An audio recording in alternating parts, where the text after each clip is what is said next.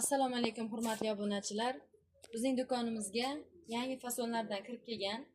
Bu fasonlarning har xil rasvetkalari bor. Razmerlar standart.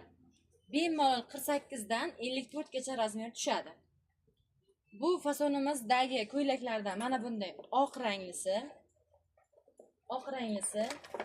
Keyin mana bunday balotive ranglisi, keyin mana bunday fistashka ranglaridan va ustimdagi ranglardan bor.